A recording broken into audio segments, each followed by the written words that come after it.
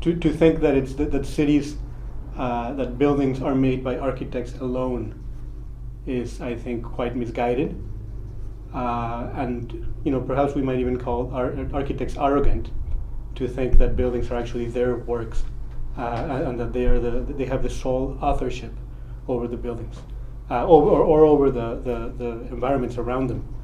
But if you take this at the scale of a house can be a society, right? You have a family living there who's modifying their living environment, that's giving meanings to their living environment, and there's a social process that's there. So I would say that the social process is everywhere, no matter the scale. There's this recurrent metaphor that I hear of the architect as this director of an orchestra.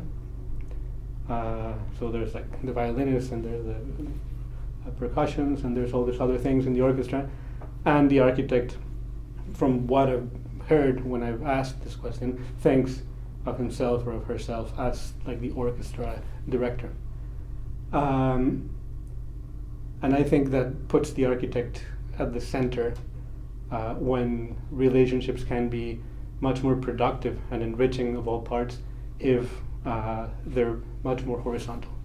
And you have the architect along the policymaker, along the specialist in social processes, along the experts in the local community, all of them sharing a position and a responsibility in the process.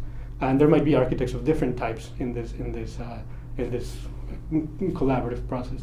But to think of the architect as coordinator, I think might impoverish what architect might be. Architecture does not solve social problems.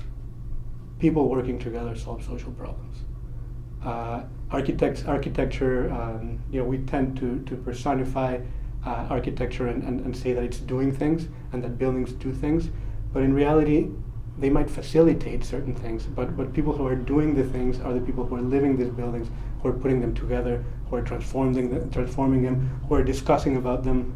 I think it's very important to put the focus not in architecture itself or in architecture as a discipline, but in the actual relations, the social relations that take place in buildings.